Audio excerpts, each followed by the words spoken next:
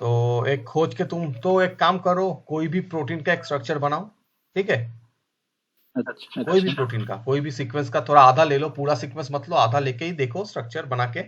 पर उसका structure yes sir. है इसलिए तो भी ओरिजिनल स्ट्रक्चर वो बना ही देगा, ठीक है, क्योंकि उसका तो पीडीबी में ओरिजिनल स्ट्रक्चर ही उसका सेम सीक्वेंस मिल जाएगा, तो स्ट्रक्चर बन जाएगा। बट फिर भी बना के देखो कि कैसा होता है, रिजल्ट कैसे देते हैं, ओके। अच्छा। तो वो रिजल्ट ऐसे देख। सर, हाँ बताओ। मेरे ही लैब में एक काम चल रहा है प्रोटीन के ऊपर। अच्छा तो मैंने सीक्वेंस अपने दोस्त से मांगी है जो वो उस पे काम कर रहा है। अच्छा। तो उसमें ये चीज है कि अगर वो दे देता है तो एक आर्टिकल भी अपने नाम का, मतलब उसके साथ ये करके, और क्या सर निकाला जा सकता है ऐसे में, पेपर निकाला जा सकता है ऐसे सर। सुना नहीं, एक बार बताओ फिर से। मतलब वो एक प्रोटीन निकाल रहा है सर, अभी सीक्वेंसिंग कराई है हाँ उसने, निकाली है हाँ तो उसके सीक्वेंस को लेकर के अगर स्ट्रक्चर को अगर क्लियर कर दिया हाँ तो ये एक पेपर बन सकता है सर पब्लिश होने के लिए। हाँ, पेपर तो बन सकता है, पर बात है कि अभी थोड़ा कितना अच्छा पेपर बने उसके ऊपर डिपेंड है, तुम्हें और थोड़ा सा काम करना होगा या नहीं होगा, ये भी देखना होगा। हाँ तो बस उसका वाला सिर्फ सीक्वेंस से भी स्ट्रक्चर कर से नहीं सकते हैं होता है। सर। हाँ क्या बताओ। उसका वाला सीक्वेंस जो है वो लेकर के भी कर सकते हैं, उस वो चूंकि नोबल प्रोटीन है। हाँ हाँ, कर ही सकते हो, अरे पेपर तो तुम्हारा निकल ही सकता है उससे, ऐसे तुम एक बनाओगे वैसा एक प्रोटीन स्ट्रक्चर कर लोगे तो तुम्हारा प्रोटीन पेपर का आधा काम तो हो ही गया। तो मैंने उससे मांग रखी है सर, हाँ वो दे देगा, मतलब तब कल तो शायद दे देगा वो। बस सब तो अच्छा है, बढ़िया है। तो कल उसी को बना करके देखेंगे। ठीक है, तो उसी को बना के तुम एक स्ट्रक्चर एनालिसिस करो, तो फिर एक बार आओ तो लेके, तो वो मैं तुम्हें दिखा तो दिया हूँ, तो बस वो रॉबेटा सर्वर में क्या कैसा काम होता है वो भी एक बार देख लेना, ठीक है, जी सिखा दूंगा तब जी तुम्हें, सर, जी सर, दिखा जी दूंगा, सर। ओके। तो अब सॉरी, तो अब क्या करते हैं, तो अब देखो तुम्हारा प्रोटीन स्ट्रक्चर तो बन गया, राइट, प्रोटीन इज रेडी। अब क्या करना होगा। स्ट्रक्चर बन गया। प्रोटीन तो आईटेजर से हम लोग ने सब कर लिया, देख लिया कि प्रोटीन स्ट्रक्चर एकदम पूरा बन गया, structure is ready, okay, very good. तो अब तुम्हारा जो स्ट्रक्चर हो गया और जो प्रोटीन हो गई, अब क्या करना होगा, अब तो तुम्हें ये तो देखना होगा कि तुम्हारा प्रोटीन और उस स्ट्रक्चर मतलब जो मॉलिक्यूल है उसमें कुछ बाइंडिंग होता है या नहीं, राइट, ये तो देखना ही यस होगा, सर। है ना। तो उसे कैसे यस देखेंगे, सर। तो उसे हम लोग देखेंगे अब डॉकिंग करके, ठीक है, डॉकिंग करके। तो yes docking, sir. What is docking.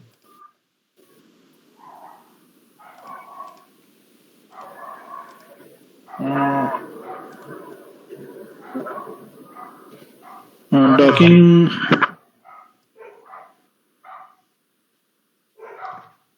See, so docking simply means that you are simply allowing two ligands or two molecules to bind to each other. Okay, this is docking.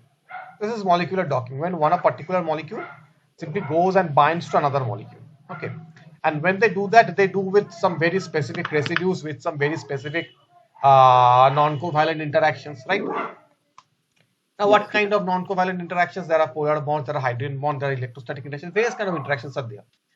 Now, this molecular docking technique actually allows you to understand how one molecule is binding to other, why it is moving onto a particular surface only, why it is binding to few specific residues, because those residues are highly important. क्योंकि एक molecule अगर तुम रह गया, अच्छा एक बात है, अब एक सॉफ्टवेयर है वो इंस्टॉल करना होगा, ठीक है, मैं तुम्हें बोल दूंगा क्लास के एंड में। यस काइमेरा तो सर। इंस्टॉल कर चुके हो, हाँ कल मेरा है। तो वेरी गुड, तो और एक सॉफ्टवेयर है वो इंस्टॉल करना होगा, मैं तुम्हें बता दूंगा, तो वो कर लेना, ठीक है। तो ठीक है, तो let's, so this is docking. Now what happens is that what do you want to understand in docking. In docking or through docking, we want to understand how two molecules are interacting with one another. How two molecules are simply binding to one another. Are they binding with structural similarity, or are there any specific residues that are playing important role in it? और जब docking करते हैं तो वो various hypothesis देते हैं कि इस सरफेस पे बाइंड हो रहा है, इस सरफेस पे बाइंड, इस सरफेस पे बाइंड हो रहा है, and they rank the result according to their binding affinity. Okay, binding affinity, they computationally they calculate the binding affinity and then simply show you that particular thing, right? Okay. Yes sir. Okay, तो अब docking करेंगे क्यों, docking यूं करेंगे क्योंकि this molecule actually helps you to understand and make a more selective molecule, because once in docking you understand that these are the residues that are important or interacting with it, then next you can understand कि शायद थोड़े दूर पे और एक ऐसा molecule है और एक इंटरेक्शन हो सकती थी अगर मैं लाइगैंड के यहाँ पे कुछ ये मॉलिक्यूल इंटरेक्ट करवाया तो वो चीज आ जाती है बीच में, and using that you can simply allow to ligands to interact with one another, और you can optimize your lead molecule. Okay, पर डॉकिंग तो ठीक है, पर डॉकिंग करने के लिए सॉफ्टवेयर की जरूरत होती है, कुछ बायोइन्फॉर्मेटिक टूल्स की जरूरत होती है। क्या क्या? एक सर्वर, एक वेब सर्वर और एक डॉकिंग टूल्स मैं तुम्हें दिखा दूंगा, ठीक है? तो आज मैं वेब सर्वर दिखा दूंगा कैसे होते हैं, पर उससे पहले हमें थोड़ा जानना होगा कि डॉकिंग पे क्या क्या मेजर चीज है। तो डॉकिंग पे मेजरली दो चीज आती है, एक होती है पोज और एक होती है स्कोरिंग फंक्शन। पोज मतलब तुम जब एक लाइगैंड लेते हो तो लाइगैंड का बहुत तरह का पोज होता है। जबकि सोचो कि तुम बैठे हो, अब जब तुम बैठे हो तब तो तुम्हारा बॉडी का एक पोस्चर होगा, राइट? जब तुम सोए हुए हो तब तुम्हारा बॉडी का एक पोस्चर रहेगा, और सोते हुए भी बॉडी का पोस्चर चेंज होता रहता है, राइट? वैसा ही लाइगैंड का भी, एक लाइगैंड जब प्रोटीन के साथ इंटरेक्ट करता है देन इट डजंट, हम जब लाइगैंड बनाते हैं, जो 2D लाइगैंड हम लोग बनाते हैं केमस्केच में, तो वैसी नहीं रहती है। 3D स्ट्रक्चर में there are flexible bonds that allows the molecule to rotate and form various kind of things. Okay, बहुत तरह की स्ट्रक्चर बनती है। और एक साइट रहती है एल्गोरिथम जो स्कोरिंग फंक्शन देखती है, मतलब एक लाइगैंड एक प्रोटीन पे 3-4 जगह, जैसे कि सपोज मैं तुम्हें एक गोली मार रहा हूं, ठीक है? Yes sir. अब गोली में कहां कहां मार सकता हूं? बॉडी के डिफरेंट जगह पे मार सकता हूं। सोचो मैंने तुम्हें पैर पे गोली मारी, यस सर। तब जान जाएगी ना, पर दर्द होगा। दर्द होगा। Yes sir. मैंने तुम्हारे पेट पे गोली मारी, दर्द और ज्यादा तो होगा, जान नहीं जाएगी। दर्द और ज्यादा होगा, जान शायद नहीं जाएगी। मैंने तुम्हारे लंग्स पे गोली मार दी, तुम्हारा हालत बहुत खराब हो जाएगा, पर हो भी सकता है कि तुम बच जाओ, हो भी सकता है। पर अगर मैं तुम्हारे हार्ट पे गोली मार दी तो खत्म पूरा। Yes sir. बच ही नहीं पाओगे। वैसा ही तो एक गोली तुम्हारे शरीर पे कहां कहां लग रहा है इसके ऊपर डिपेंड कर रहा है कि क्या इफेक्ट हो रहा है। सिमिलरली मॉलिक्यूल भी कहां कहां लग रहा है उसके ऊपर डिपेंड करता है कि उसका बाइंडिंग अफिनिटी कैसा हो। बाइंडिंग अफिनिटी कम हो सकता है, ज्यादा हो सकता है। जैसे कि मैं तुम्हें दिखा रहा था कि प्रोटीन की एक इलेक्ट्रोस्टैटिक्स रहती है, राइट? Yes sir. तो एक इलेक्ट्रोस्टैटिक्स अगर प्रोटीन की रहती है तो अगर हम उसे एक जगह पे बाइंड करवाए और एक फिर दूसरी जगह पे भी बाइंड करवाए तो हो ही सकता है कि जहां पे लाइगेंड अगर इलेक्ट्रो पॉजिटिव हो तो इलेक्ट्रोनेगेटिव जगह जहां पे है वहां बाइंड करेगा तो एफिनिटी ज्यादा होगी, right? But if the ligand binds, electropositive ligand binds to electropositive domain, then obviously it's going to repel one another and the binding won't be strong. So the scoring function will give you a KD with a less KD. So that's how the ligands are ranked. कि कहाँ ज्यादा अच्छे से bind हो रहा है. And the structural similarity also matters. The structural complementarity. As you have seen that the proteins have various docking sites and each of the surface and the structures really different. But if your ligand finds a particular position which is optimized according to its structure or according to that particular structure, the ligand might turn itself around. Okay? और ऐसा हो सकता है क्या वहीं पे bind हो जाए और देख ले तुम्हारा, ठीक है? पर इससे हो जाएगा। पर बात है कि मॉलिक्यूलर डॉकिंग करने के लिए ना कुछ कुछ चीजें की आइडिया होनी जरूरत होती है। It's not that easy. Why? There are various things that you have to check. क्या क्या चेक करेंगे? The first thing that you have to check is you have to prepare the receptor structure. Ab, what do I mean by receptor structure preparation?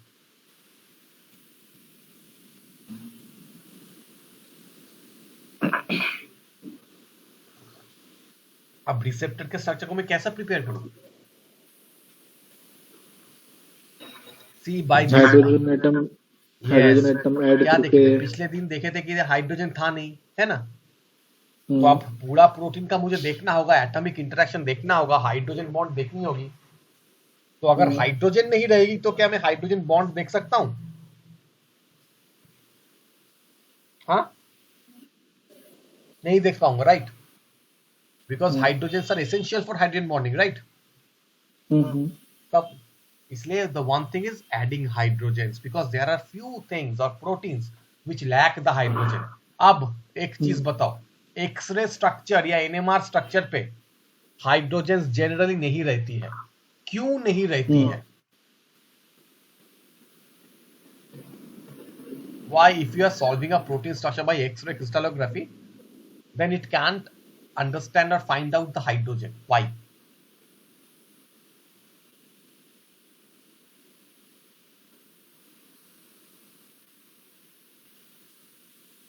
सोचो थोड़ा सा।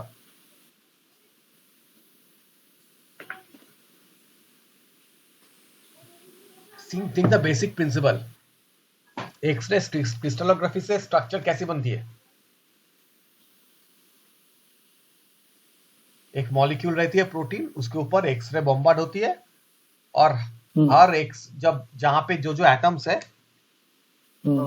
जब hydrogen आ रही है तो क्या होगा, उसका एक हर एटम्स की एक अलग अलग इलेक्ट्रॉन डेंसिटी है, right. So what does hydrogen have?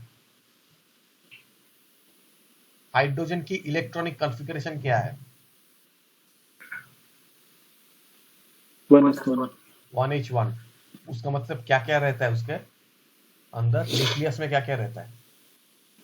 एक इलेक्ट्रॉन, एक प्रोटॉन। प्रोटॉन न्यूक्लियस में तो प्रोटॉन रहेगा सर। हाँ, और एक्सटर्नल ये ऑर्बिट में एक इलेक्ट्रॉन। तो होता क्या है, जब वो जाता है electrons repel one another, right. So according to the electronic density of each and every different atoms, the X-rays gets deflected from them. सोचो कि एक गोली मार रहा हूँ, एक्सरे जा रहा है, तो अब नाइट्रोजन का इलेक्ट्रोनेगेटिविटी बहुत ज्यादा है, तो वो तो हाइड्रोजन को और ज्यादा धकेलेगा, राइट, क्योंकि उसके पास ज्यादा हाइड्रोजन है। सपोज एक एटम है, उसका इलेक्ट्रॉन्स कम है, तो वो तो ज्यादा कम रिपेल करेगी, right. So every atom has a own deflection pattern and they repel that particular thing. They repel the X-rays. Only exception is hydrogen because they fail to repel X-ray. X-rays move through hydrogens and that is why you don't get to see any hydrogen pattern on the screen. Because hydrogen don't have electrons. 1h1 मतलब क्या? एक neutron, एक proton, और कुछ नहीं। Electron कहाँ रहती है? हाइड्रोजन पे इलेक्ट्रॉन रहती है। Hydrogen don't have electrons. ये बेसिक चीज थोड़ा पढ़ो, ठीक है। Hydrogen doesn't have electron sir. Yes, बताओ ठीक बता रहा हूँ या गलत बता रहा हूँ?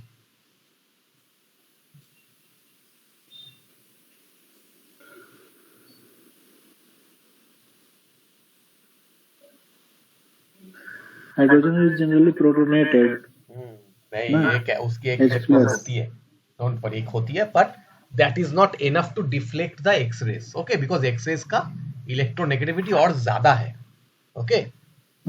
इसीलिए वो हाइड्रोजन के थ्रू करके चला जाता है, it goes through the hydrogen, इसकी उसकी पिक्चर नहीं आती है। इसलिए स्ट्रक्चर पे तो तुम जब भी डॉकिंग करो, मॉडल स्ट्रक्चर हो या क्रिस्टल स्ट्रक्चर हो, always add hydrogens, okay.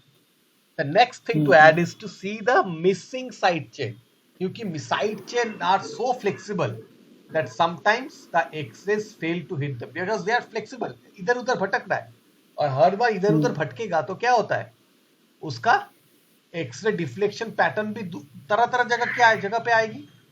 Suppose I am taking a picture of you, मैं तुम्हारा एक पिक्चर ले रहा हूँ मोबाइल पे, पर अगर पिक्चर लेते लेते मैंने मोबाइल को हिला दिया तो पिक्चर कैसे आएगा?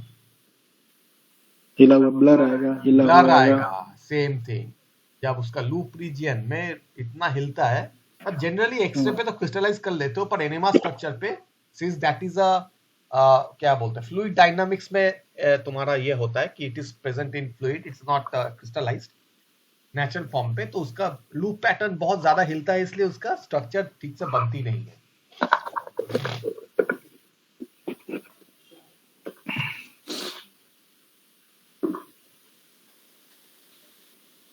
Okay yes sir. ओके, तो इसलिए तो क्या होता है उसका पिक्चर नहीं आती, इससे कभी कभी साइड चेन मिस हो जाती है, तो side chain have to be added, because side chain अगर ऐड नहीं करोगे तो नहीं होगा ठीक से। And all the missing bonds, the clash core, पिछले दिन दिखा था ना कुछ क्लैशेस रहती है, that have to Yes, be sir. Break down. Why? Because अगर क्लैश रहेगी तो लाइगेंड क्या घुस पाएगी वहां पे, बिकॉज वो दोनों तो आपस में लड़ रहे हैं, अब लाइगेंड जाएगी तो उसके साथ तो उसका इंटरेक्शन होगा नहीं, राइट? तो उसका पिक्चर भी ठीक से नहीं आएगा, इसलिए उसका तुम्हारे उसके बाद क्या करना होता है वो भी तुम्हें देखना होता है। And the major thing that you have to see is that whether what are the bond orders in that particular scenario, कैसा कैसा बॉन्ड ऑर्डर है कौन सा, but that is a different, वो ज्यादातर लगती नहीं है, ज्यादातर स्ट्रक्चर कैलकुलेशन में वो लगती नहीं है, but you also have to understand and remember that. Okay, the major thing is again is the protonation state of different atoms. Now what is protonation state? What is protonation state? Protonation state मतलब बताओ।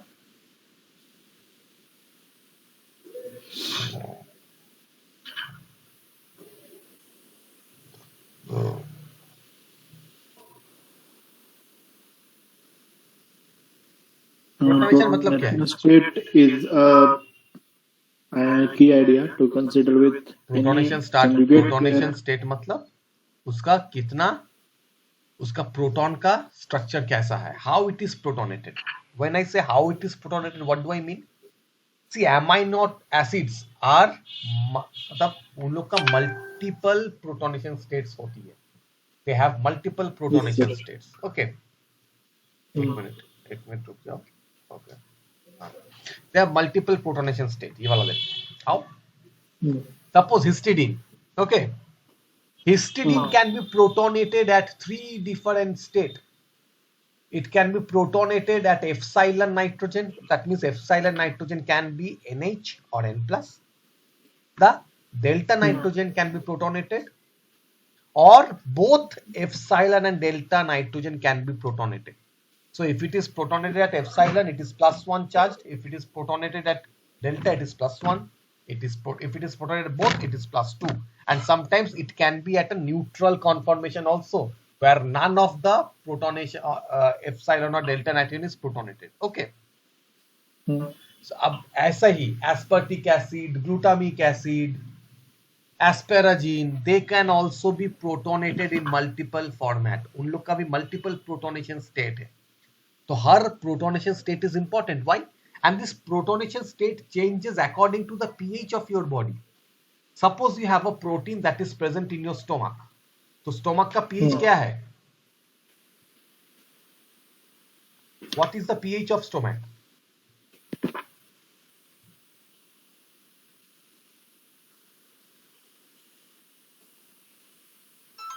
अच्छा, blood की बताओ। Stomach is highly acidic, generally 2 or 3. Very good. और तुम्हारा blood का protonation state क्या है? प्रोटोनेशन स्टेट सर पढ़ा नहीं है। नहीं प्रोटोनेशन नहीं, ब्लड का, सॉरी, ब्लड का पीएच क्या है? ब्लड का पीएच 7.4, राइट? 7.4, almost neutral. तो इन दोनों जगह पे अगर तुम्हारा प्रोटीन है तो उसका प्रोटोनेशन स्टेट भी चेंज होगा, right? If the particular protein is present in stomach, due to the low acid condition, all the side chains will be protonated, right? So similarly, अगर वही चीज अगर ब्लड में है, protein, suppose that protein is present in blood, then the pH is going to change. So according to the different pH zone of the body, अब हमारे body पे different जगह पे डिफरेंट pH zone होता है, जैसे कि लाइसोसोम में pH is very low, so the protein when it is present at different zone, they have different protonation state. तो तुम्हें देखना होगा कि the structure that you are preparing, what is the protonation state, वो कहां पर रहती है, what is the protonation state. If you don't know what is the protonation state, live as it is. But अगर जानते हो तो और अच्छा है, because that's how the ligand will work. Because if a particular site is protonated, then that means it is ready for hydrogen bonding. It is highly ready for hydrogen bonding. Okay. तो यही चीज है. तो this is the protonation state that you have to understand. Okay. ऐसे ही there are several, like as I have told you, aspartic acid, glutamic acid, arginine, lysine, they all have multiple protons. They can be multiply protonated. Okay. तो ये जाननी होती है.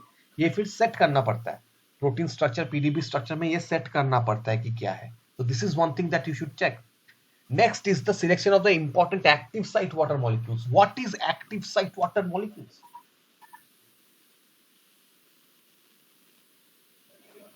Active site of water molecule is a site where other ligand or other molecule can attach. Oh, active site water molecules are the molecules, water molecules present in the active site. Okay, water molecules present in the active site. That means, देखो, generally our body is fully water, right? Everywhere there is water. Yes. So whenever you have a protein, there are water molecules that are associated with the proteins. तो कभी कभी क्या होता है in the active site. Now the active site is what? That is accessible by, that should be accessible. तरह तरह के molecules आते हैं वहां पे bind करते हैं. The ligand comes and bind to there. The substrate comes and bind to there, right? So once the substrate is coming, obviously water is a very, मतलब बहुत छोटा molecule. It's a very small molecule. That too can also enter the active site. But once the water reaches the active site, there water is a excellent participant in hydrogen bonding. वो अगर वहां पे join कर जाएगा तो वो active site के साथ क्या होगा? एक्टिव के साथ क्या होगा? एक्टिव साइट के रेसिड्यूज के साथ वो हाइड्रोजन बॉन्ड फॉर्म कर सकता है. And hydrogen bond form by water is very very strong. Now suppose you are giving a ligand. अब लाइगैंड वहां पे अंदर चला गया. अब सपोज देखो, नॉर्मल जब आप प्रोटीन बनाते हैं, we don't keep the water molecules, right? But सिर्फ लाइगैंड देख ले क्या, yes is binding with arginine. But जब ओरिजिनल बॉडी के अंदर क्या हो रहा है, there are water molecules that are moving inside the active site and it is forming a hydrogen bond with arginine. तो शरीर पे जब लाइगैंड एक्टिव साइट पे जाएगी तो वहां पे जाके उसको आर्जिनिन फ्री नहीं मिलेगी. So the ligand is not going to bind to with arginine. और उससे क्या होगा? उसका KD बहुत कम हो जाएगा. So theoretically you are seeing that yes, this ligand is very good. It is binding with high affinity. But practically the other is the case. तो हमें ये जाननी होगी कि कौन सा water molecule is the active site water molecule that is really importantly present in the active site and forming a hydrogen bond. Clear? क्योंकि अगर वो ligand अगर वहां पे जाके bind भी कर जाता है, then it is competing with water, and there is no competition with water for hydrogen bond, because that is one of the strongest, because water can form only hydrogen bond. That is its sole power. Clear? And second thing, जब हम structure बनाते हैं तो ligand जो बना रहे हैं, तो we make it according to the volume of the active site, right? पर अगर वहां पे ऑलरेडी वाटर मॉलिक्यूल बैठा हुआ है तो क्या होगा? लाइगैंड अंदर तो घुस ही नहीं पाएगा. सपोज तुम्हें घर पे घुस रहे हो, तुम्हें सोना है, खट पे सोना है, पर अगर तुम्हारे खट पे ऑलरेडी लगेज वगेज रखा हुआ है, तुम सो पाओगे? तो सो नहीं पाओगे. सेम थिंग, खट है, जगह है, पर सो नहीं पा रहे हो. लाइगैंड है, एक्टिव साइट है, पर लाइगैंड का एक्सेस नहीं मिल रही है. क्यों? कि उसका वॉल्यूम छोटा हो गया, उसका डेंसिटी नहीं, उसका स्पेस छोटा हो गया, because it is filled up with water molecule. That is why you have to select a very important active site water molecules before you start with the docking procedures. Okay. Sir, what is active site of water? ना समझ पाया मैं sir ये.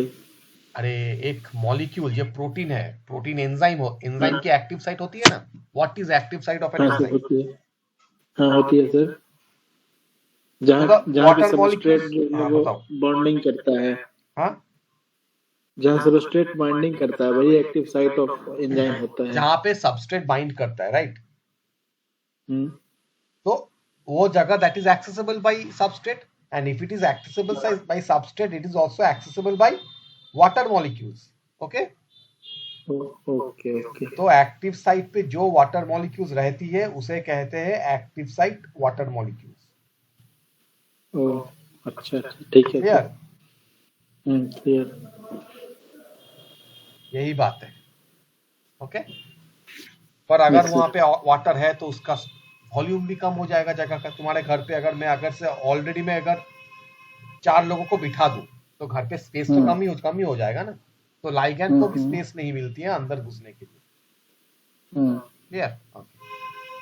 Clear sir. Okay, so next is the decoy generation. What is decoy generation? अब देखो तुम्हारा ligand and if that particular server is working, जो मैं बायोइन्फॉर्मेटिक टूल्स यूज कर रहा हूँ डॉकिंग के लिए, अब ठीक ठाक रिजल्ट देने के लिए उसे भी तो ठीक ठाक से काम करना होगा, right? So how to know if it is working? So how to know is, so you have to develop some decoys. What is decoy? Decoy means the ligand which has all the characteristics of your molecule but is not an active molecule. वो अपने शरीर के अंदर active नहीं होती है. These are not active molecules. Okay. But अगर docking के समय तुम्हें दिखाया ना, this is not meant for you, this is meant for hardcore chemist. Okay, but फिर भी you have to know it. So if you have to develop a ligand and you have to see whether it is working or not, तुम्हें देखना होगा कि वो molecule bind हो रहा है या नहीं, right? And how to know bind हो रहा है या नहीं? You have to develop some decoys. Decoys मतलब एक लाइगैंड है जो तुम्हारा लाइगैंड से सिमिलर है पर उसमें कोई मेडिसिनल वैल्यू नहीं है, कोई प्रॉपर्टी नहीं. ठीक है, तुम्हारे जैसे एक क्लोन है पर उसका ब्रेन खाली है, देखता तुम्हारे जैसा ही है पर तुम्हारे जैसा अंडरस्टैंडिंग या समझ नहीं है. That is decoys. So you have to develop decoy and you have to see whether the molecule is working or not. So decoy कैसे develop करें? तो there is one software. ये देखो Duddy. मैं send करता हूँ तुम्हें.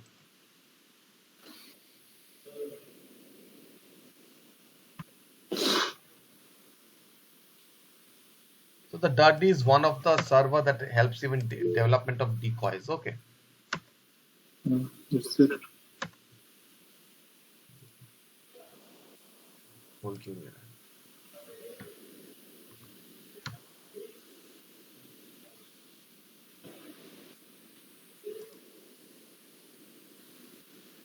Okay, server is not working, शायद कोई प्रॉब्लम हो रही है.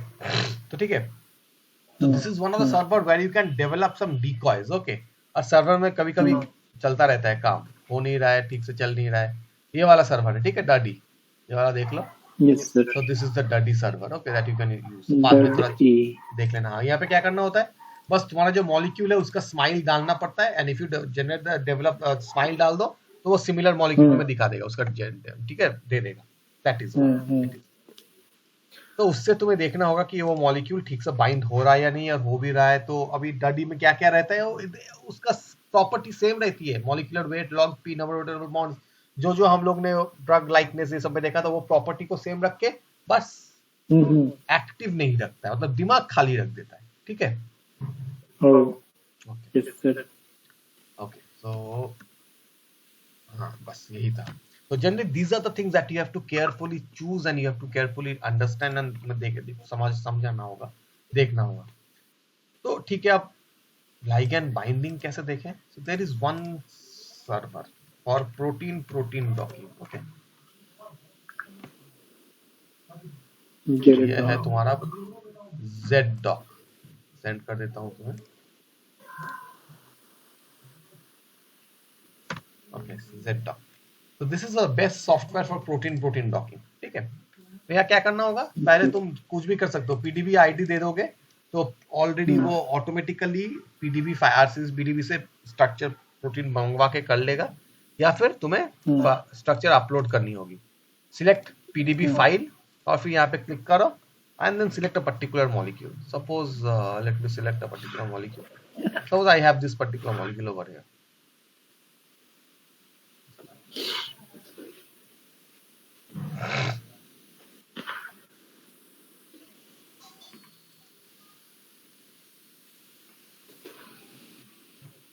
सर, NCBI डेटाबेस से हम लोगों ने प्रोटीन की जो सीक्वेंस निकाली थी अमीनो एसिड की, हाँ अमीनो एसिड की जो हमने सीक्वेंस निकाली थी उस हाँ दिन, हाँ वो हाँ पाइमोल के लिए, हाँ वो सर एनसीबीआई से मैं खोज रहा था उसको सीक्वेंस बनाने के लिए, हाँ। वो कौन से डेटाबेस से मिलेगा? एनसीबीआई का सीक्वेंस कौन सा डेटाबेस में मिलेगा? ना ना, एनसीबीआई से अमीनो एसिड का सीक्वेंस कौन डेटाबेस से मिलेगा? जीनोम से कि न्यूक्लियोटाइड से, प्रोटीन नहीं, से? अरे न्यूक्लियोटाइड और जीनोम क्या है? वो तो न्यूक्लियोटाइड का है, तुम्हें प्रोटीन सीक्वेंस से हाँ, वो मिलना होगा। यूनिप्रोट से भी खोजे थे सर, हाँ तो यूनिप आईडी नहीं मिली। यूनिप्रोट आईडी कहाँ से मिलती है ये सब चीज की? यूनिप्रोट तो वहीं पे मिल जाती है। यूनिप्रोट आईडी मान लिया जाए सर कि कोई भी चीज का ऑर्गेनिज्म का नाम डालने पर कैसे निकलेगा? अरे देखो, ये यूनिप्रोट केवी खोल लिया, फिर यहाँ से देखो हाँ यूनिप्रोट केवी पे सिलेक्ट करो, फिर कोई भी प्रोटीन का हाँ नाम दे दो जो प्रोटीन तुम्हें चाहिए। सपोज सिमिक प्रोटीन चाहिए तो सिमिक लिख लो। तो ये तो आ गया तुम्हारा आईडी। तो देखो सिमिक प्रोटीन क्या है, मुझे सपोज ये वाला चाहिए, या ह्यूमन का चाहिए, suppose cyclin dependent kinase human का, तो यही है तुम्हारा यूनिप्रोट आईडी। जैसे यही तो है तुम्हारा पीआई, जैसे सर PISULT, हाँ इसका निकालना कैसे निकलेगा सर? PI PISULT, ISULT हाँ पाइसल्ट, ये क्या प्रोटीन है? हाँ, ये प्रोटीन है लेकिन ये पाया नहीं गया सर। ये कौन सा प्रोटीन है? ये है पिरिफॉर्मस पुरांडिका का सल्फर ट्रांसपोर्टर का जीन है ये। ये तो जीन है। हाँ, तो जीन कैसे देखेंगे, कहाँ से देखेंगे पीनट जीन? प्रोटीन। ना ना, पीनट नहीं है सर। सल्ट प्रोटीन। जैसे हम प्रोटीन सीक्वेंस निकालना चाहें सर, हाँ कि अमीनो एसिड की ये सीक्वेंस सल्फेट कहाँ से ट्रांसपोर्टर। निकलेगी? हाँ ये सर, ये सर, ये सल्फेट ट्रांसपोर्टर, ओके ओके। ये तुम्हें एनसीबीआई से यहाँ पे कोई भी पेपर ढूंढ लो, वहां से मिल जाएगा तुम्हें। सपोज ये अगर ये पेपर है, तुम्हें अगर इसका पूरा करना है सल्फेट ट्रांसपोर्टर, तो इसे सल्फेट ट्रांसपोर्टर नाम से ढूंढो। अच्छा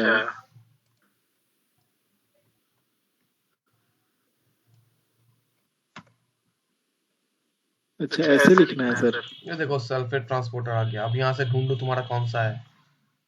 अच्छा अच्छा, ठीक है सर, अब ठीक। ऐसे ऐसे ढूंढो, ठीक है। और यहाँ से फिर अमीनो एसिड मिल जाएगी हाँ, वहां से तुम सीक्वेंस? उसका सीक्वेंस देख लेना। देखो अच्छा ये अच्छा, ठीक है सर। SULTR4 सल्फेट ट्रांसपोर्टर हाँ प्लस एराबिडोप्सिस का। अब तुम्हें हाँ किसका हाँ, ये चाहिए? सर,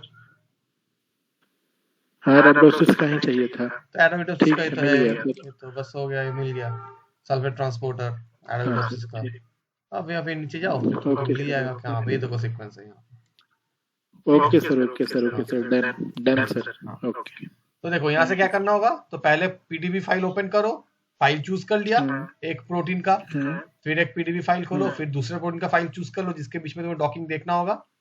मेल आईडी डाल दो, ठीक है, और फिर इंस्टीट्यूट ईमेल आईडी डालना, और यहाँ से लेटेस्ट यही है ना। और फिर अगर तुम्हें, अब डॉकिंग दो तरह का होता है, एक होता है ब्लाइंड डॉकिंग, एक होता है सीक्वेंस डॉकिंग। मतलब ब्लाइंड डॉकिंग मतलब जो डॉकिंग से क्या होता है, कुछ भी पता नहीं चलता है, मतलब तुम्हें कुछ भी आइडिया नहीं है कि कहाँ कौन बाइंड करता है। You simply depend upon the bioinformatic tool to perform the analysis. Suppose तुम्हें प्रोटीन के बारे में कुछ नहीं पता है, तो वो क्या करेगा, वो प्रोटीन स्ट्रक्चर को एनालिसिस करके वो खुद बता देगा कि these are the best binding sites. या फिर अगर तुम्हें कुछ आइडिया है, ऑलरेडी पेपर में रिपोर्टेड है कि हाँ ये दो प्रोटीन यहीं पे बाइंड करता है, these are the site that is binding. For example जैसे कि हम लोग ऑलरेडी जानते हैं कि जो कोविड प्रोटीन है, spike protein, that interacts with the ACE2 receptor. अब स्पाइक प्रोटीन का कौन सा जगह इंटरैक्ट करता है, the RBD domain, receptor binding domain, RBD domain. So if I already know that कौन से डोमेन कहाँ पे इंटरैक्ट करता है, then I have to select the residues. I can select the residues. तो रेसिड्यू सिलेक्ट कर, अगर सिलेक्ट नहीं करना है, ब्लाइंड डॉकिंग करनी है, तो simply click this, check click this, skip residue selection को क्लिक कर दो, सबमिट कर दो। पर अगर सिलेक्ट करना है रेसिड्यू, तो फिर क्लिक ऑन सबमिट। सबमिट करने से क्या आ गया, अब तुम्हें रेसिड्यू दिखाएगा। So see, first it is asking you to select the residues to block from binding site. तो जैसे कि कभी कभार पता चलता है कि the stem region, so the stem region never binds to, stem region of spike protein never binds to ACE2 receptor, ठीक है।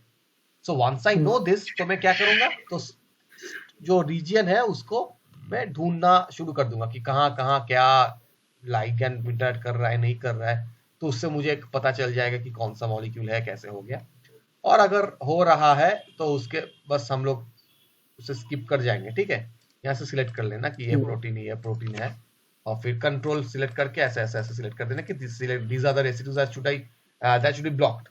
ऊपर से क्या कर सकते हो, अगर कहाँ कहाँ बाइंड करवाना है तो these are the residues, कहाँ मुझे ये यहाँ बाइंड करवाना है, these are the residues for COVID, और इस सिंपली ऐसे ही मॉलिक्यूल ऐसे लिख दिया हूँ, it's not Covid molecule but ऐसे ही एग्जांपल के लिए।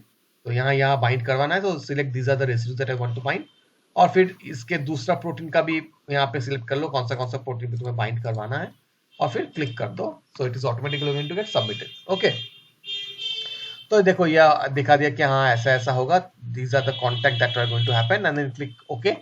तो हो गया, मतलब क्या होगा, अब वो ऑटोमेटिकली जिसको तुम ब्लॉक करने के लिए कहे हो, the server is going to prevent them from docking to your protein, और they are going to keep those residues free. Whereas जहां जहां जिसको तुमने मेंशन कर दिया है, automatically they are going to force those residues to interact with one another. Clear?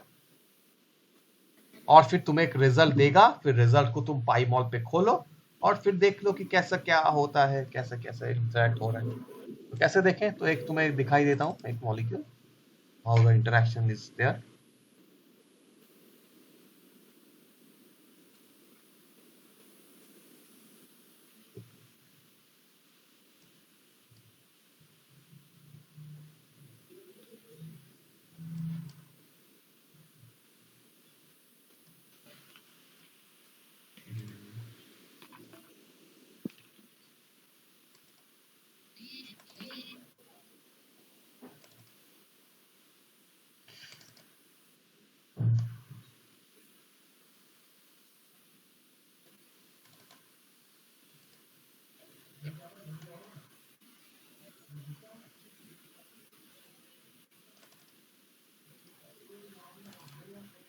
जैसे कि यहाँ पे एक काम था मेरा,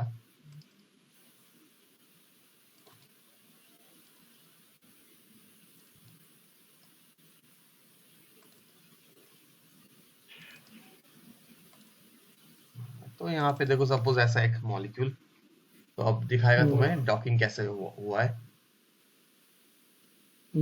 अब यहाँ पे तुम डॉकिंग कर रहा होगे तो क्या रिजल्ट आएगा, तुम्हें एक रिजल्ट देगा बाद में, रिजल्ट में कहेगा कि just simply click on this particular, एक लिंक भेजेगा, तो लिंक क्लिक करोगे तो वहां पे तुम्हें एक स्ट्रक्चर दिखाएगा, ठीक है। वहां पे लिखा रहेगा डाउनलोड 10 बेस्ट स्ट्रक्चर, तो 10 स्ट्रक्चर दे देगी। Now you have to select and find out the structure. देखो ऐसा है, दिस इज अ मॉलिक्यूल जहाँ पे 2 प्रोटीन्स आर इंटरैक्टिंग, 2 प्रोटीन है, ये है A चेन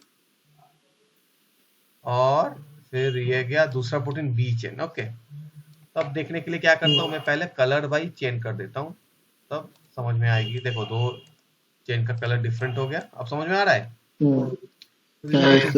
तो अब यहाँ से अब मुझे देखना होगा कि कैसे कैसे इंटरैक्ट कर रहा है। The first thing that I can do is what, अब सिंपली अब देखो यहाँ पे शो एज सरफेस कर दो, 2 मॉलिक्यूल 2 है, शो एज सरफेस, दोनों का सरफेस दिखाएगा कि कैसे इंटरैक्ट हो रहा है।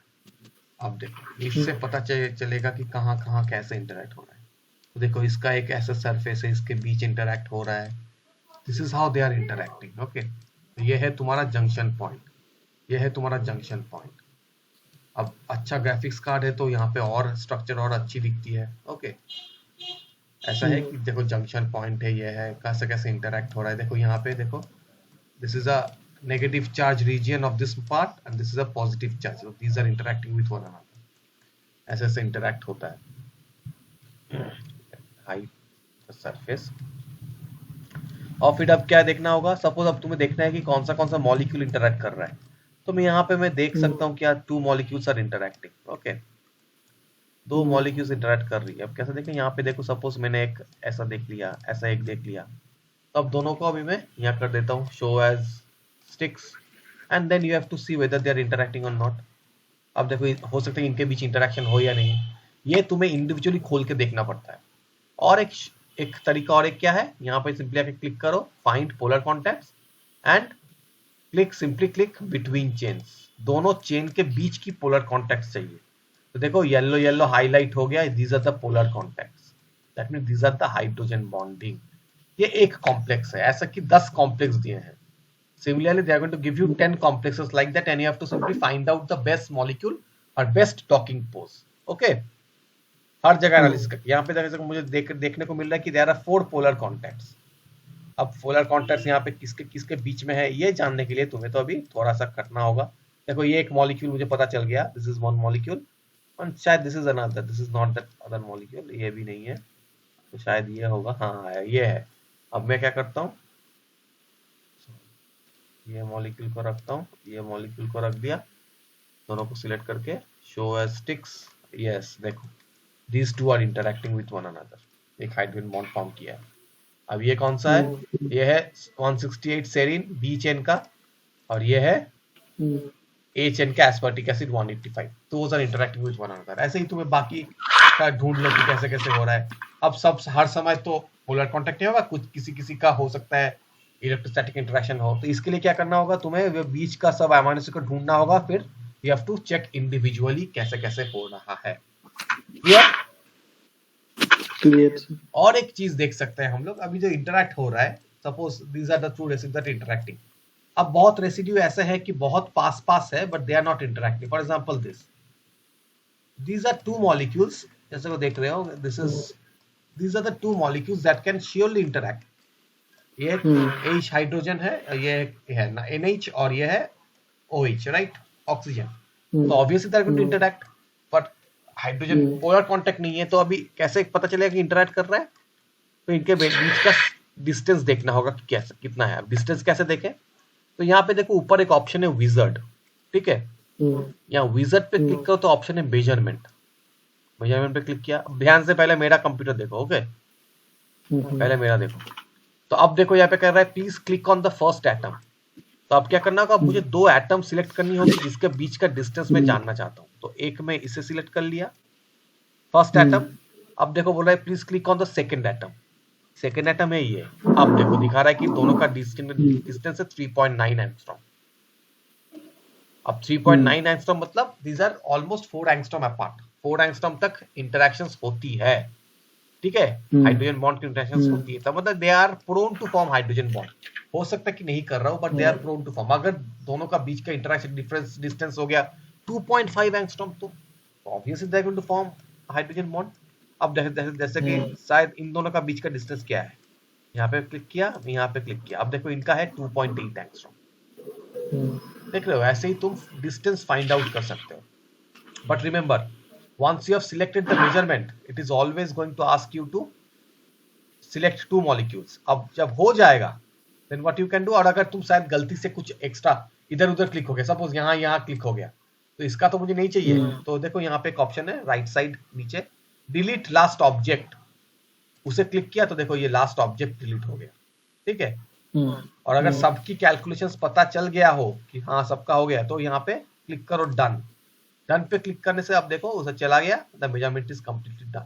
और फिर तुम इस पोस्ट का एक पिक्चर ले लो, कुछ भी ले लो, या फिर तुम इस मॉलिक्यूल को सपोज तुम्हें ये मॉलिक्यूल और ये फाइल सर को दिखाना है, अब अगर तुम इसे मिटा दो तो ये तो पूरा मिट जाएगा, फिर से करना होगा, राइट। तो स्ट्रक्चर को कैसे रखें, तो फाइल पे जाओ, यहाँ पे एक ऑप्शन है सेव सेशन, सेव सेशन पे क्लिक करो। तो देखो यहाँ पे psc.psc आएगा, तो कहीं पे यहाँ पे लिख दो डॉक्ट स्ट्रक्चर, सपोज डेस्कटॉप पे सेव करता हूँ, डॉक्ट स्ट्रक्ट सेव कर लिया मैं। अब मैं इसको काट दिया, अब देखो अब मैं ये psc सेव हो गया, मैं काट दिया, ठीक है। अब देखो मैं अगर उसी फाइल को फिर से खोलूं, कॉम्प्लेक्स 1 ही था, उसे मैं फिर से खोलूं, तो मेरा वो तो मिट गया, राइट, मेरा वो डिस्टेंस नहीं रहेगा। अब देखो फिर से नया फाइल दिखाएगा, कुछ भी नहीं सेव हुआ। तो पर देखो मैं जब psc सेव कर लिया, psc को मैं जैसे खोलूंगा तो क्या होगा, जिस हालत पे मैंने सेव किया था सेशन, उसी हालत पे तुम्हें मिलेगी। देखो उसी हालत में तुम्हें मिली, सब कुछ बनाया हुआ 2.8 3.9। अब ये फाइल जाकर सर को दिखा दो, जितना एनालिसिस कर चुके थे वैसा ही रहेगा, शट डाउन भी कर दो कंप्यूटर तो भी कोई प्रॉब्लम नहीं। हम यहाँ पे जैसे जैसे इंटरैक्ट तुम चेंज करते जाओगे मॉलिक्यूल वैसा वैसा सेव होता जाएगा, बस सेव सेशन करते करते जाओ, ठीक है। तो ऐसा तुम दूसरे को भी दिखा सकते हो। That's how you have to understand and find out how they are interacting with one another. तो ये हो गया प्रोटीन प्रोटीन डॉकिंग का। तो सिमिलरली फॉर नेक्स्ट डे मैं तुम्हें दिखाऊंगा प्रोटीन लाइगैंड डॉकिंग। उसके लिए तुम ऑटोडॉक वीना इंस्टॉल किए थे? ऑटोडॉक आपने बताया नहीं था सर। पता नहीं था ना, हाँ वो इसलिए दिखा रहा हूँ। ये सॉफ्टवेयर इंस्टॉल करके रख देना, ऑटोडॉक वीना। ऑटोडॉक वीना, ठीक है, ऑटोडॉक वीना कहाँ से मिलेगा तुम्हें? सिंपली देखो, ये मैंने भेज देता हूँ लिंक। ऑटोडॉक वीना ये वाला इंस्टॉल करना, डाउनलोड्स है, ठीक है। पर याद रखना कहाँ इंस्टॉल कर रहे हो, ये इंस्टॉलेशन कहाँ कर रहे हो। तुम्हारे लिए तो सपोज ये वाला है वो विंडोज का है तो विंडोज ही रहेगा। इंस्टॉल करने के बाद याद रखना कि किस फोल्डर पे इंस्टॉल कर रहे हो। Okay yes sir. ओके, वहां से कर लेना, जो लेटेस्ट स्टेबल वर्जन है वही पे कर लेना है। देखो ये गिटहब रिपोजिटरी कि डाउनलोड कर लेना, मतलब वहां से, एंड कीप इट ओके। और फिर मैं तुम्हें दिखाऊंगा, ये तो प्रोटीन प्रोटीन हो गया, तो नेक्स्ट डे मैं तुम्हें दिखाऊंगा कि लाइगैंड प्रोटीन डॉकिंग कैसी होती है। ओके तो ये तुम्हारा डॉकिंग का एक चैप्टर हो गया, प्रोटीन प्रोटीन डॉकिंग, और एक फिर मैं लाइगैंड डॉकिंग भी तुम्हें सिखा दूंगा कि कैसे होता है। वो थोड़ा अलग होगा, ठीक है, वो मैं तुम्हें नेक्स्ट डे दिखाऊंगा। काइमेरा इंस्टॉल कर चुके हो, ऑटोडॉक वीना ऑब्वियसली इंस्टॉल कर लेना, ठीक है, क्योंकि we are going to take the help of Chimera and AutoDock Vina next day. Okay yes sir. Okay sir. अब बताओ समझ में सब आई? समझ में आया सर। ओके ठीक है, तो ठीक है, तो एक काम करो, तो एक जल्दी तुम एक प्रोटीन की स्ट्रक्चर बना लो, ठीक है। ठीक है सर। जो भी स्ट्रक्चर है जल्दी बना लो, क्योंकि तुम्हें तो तब तुम्हें पता चलेगा ना कि कैसे कितना अच्छा